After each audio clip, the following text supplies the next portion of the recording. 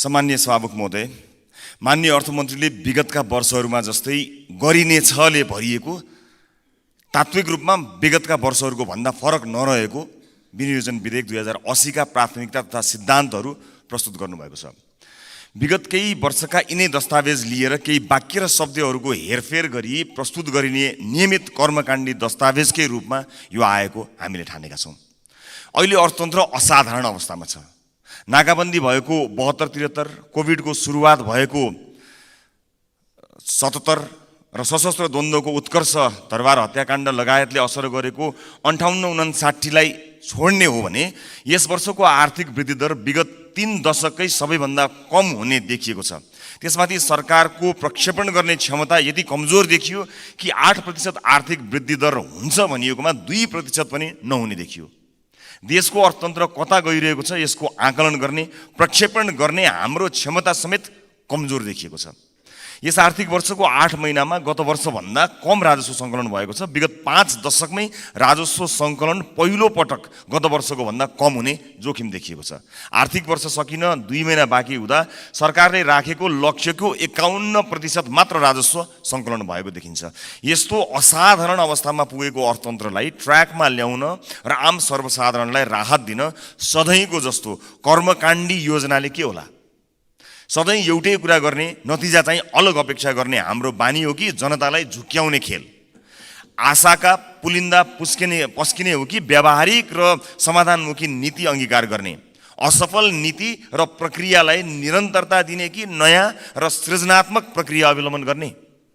वर्षेनी गरिनेछ भनिने तर पुरा नगरिने बजेटले राज्यप्रति जनताको विश्वास कसरी बढाउँछ? सामान्य सभामुख महोदय, माननीय अर्थमन्त्रीज्यूले अर्थतन्त्र र बजेट प्रणालीमा देखिएका विद्यमान समस्या र चुनौतीहरूलाई धेरै विश्व आर्थिक घटनाहरू र केही आन्तरिक कारणले गर्दा भन्नुभएको छ। तर वास्तविकता त्यस्तो होइन। वास्तविकता ठ्याक्कै उल्टो हो। धेरै चाहिँ हाम्रो आफ्नै आन्तरिक कारणले र थोरै चाहिँ बाहिरी कारणले हो। हाम्रो आफ्नै राजनीतिक व्यथिति, विसङ्गति र सङ्गठित रूपमा राजनीतिले गरिरहेको भ्रष्टाचारको कारण हो।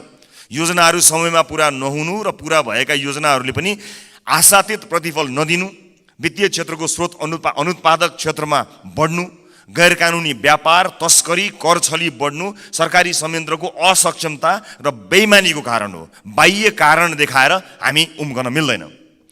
समग्रमा विनियोजन विधेयक 2080 का सिद्धान्त र प्राथमिकता पनि विगतका असफल आर्थिक नीतिको निरन्तरता हुन पुगेको छ। यसले नेपाली समाजको आजको समस्याको समाधान दिने देखिँदैन। सङ्कटग्रस्त नेपाली अर्थतन्त्रलाई सुधार गरेर देशको आर्थिक अवस्था बलियो बनाउने खालको यो बिल्कुलै छैन। सभामुख महोदय, अब म यस विनियोजन विधेयक 2080 का प्राथमिकता तथा सिद्धान्तहरूका सन्दर्भमा केही सुझावहरू राख्ने अनुमति चाहन्छु। असाधारण समय छ, स्रोतको सीमितता छ। यसपालि असाधारण रूपमा साधारण खर्च कटौती गरौँ। बजेटमा गर्छौँ भनेका कुरा गरेरै छाड्ने, यदि हुन सकेन भने कसका कारण हुन सकेन, सचिव, विभागीय प्रमुख, मन्त्री, प्रधानमन्त्री, सांसदलाई जवाफदेही बनाऊ।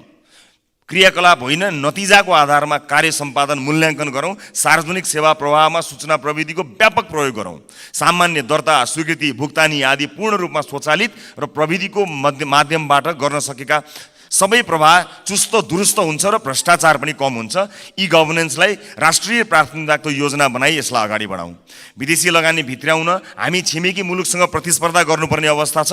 कुनै पनि विदेशी लगानीकर्तालाई नेपालमा आएर व्यवसाय सुरु गर्न अत्यन्त झन्झटिलो छ। दर्ता गर्न 6 महिनादेखि वर्ष दिन लाग्ने अवस्था छ। व्यवसाय सुरु भइसकेपछि पनि सञ्चालनका क्रममा मुनाफा फिर्ता लैजाने कुरामा, प्राविधिक आयात गर्ने कुरामा धेरै कठिनाइ छन्। मुलुकमा नै राम्रो गरिरहेका विदेशी लगानी भएका कम्पनी समेत थप लगानी नगरेको अवस्था छ। यसलाई सुदृढीकरण गर्नुपर्छ। त्यसैले मात्र मुलुकमा उद्यमशीलता प्रोत्साहन गर्छ र थप पुँजीलाई आकर्षित गर्नका साथै पुँजी पलायन रोक्छ। त्यस्तै सरकारले गर्ने भनेको ऐन कानुन तर्जुमा र संशोधन, लगानी सम्बन्धी ऐन, गैर आवासीय नेपाली सम्बन्धी ऐन आदिका कुरा अर्थमन्त्रीज्यूले राख्नु भएको छ।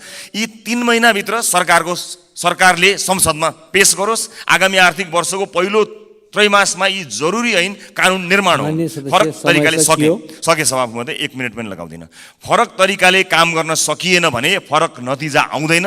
अहिलेको सङ्कटबाट मुलुकलाई पार लगाउन माननीय अर्थमन्त्रीज्यूले विनियोजन विधेयकमा के फरक प्राथमिकता र सिद्धान्त लिनुभएको छ, यो संसदलाई विस्तृत व्याख्यासहित जवाफ दिनुपर्छ। माननीय अर्थमन्त्रीज्यूले प्रस्तुत गर्नुभएको विनियोजन विधेयक 2080 का सिद्धान्त र प्राथमिकताबाट हामी कति पनि विश्वस्त हुन सकेका छैनौँ। सम्माननीय सभामुख महोदय, जाँदा जाँदै म मेरो निर्वाचन क्षेत्रमा भएको दुःखद घटनामा यो शङ्कर कणेल आत्महत्या प्रकरणको छानबिन होस् र न्याय मिलोस् पीडितलाई भन्ने कुराको आवाज पनि उठाउन चाहन्छु। र अहिले भएको भ्रष्टाचारको यो काण्डमा, शरणार्थीको काण्डमा यो ताप्केको बिड तात्यो, ताप्दै गरेको ताप्के चाहिँ सेलाएको छ। यो ताप्के नसेलाओस्, सिङ्गो देश र अन्तर्राष्ट्रिय समुदायले हेरेको छ। दोषी कोही पनि नउम्कियोस्, मिलिजुली एकअर्कालाई जोगाउने काम नहोस्। हामी यसलाई अत्यन्त नजिकबाट निहालिरहेका छौँ भन्दै बिदा चाहन्छु। धन्यवाद।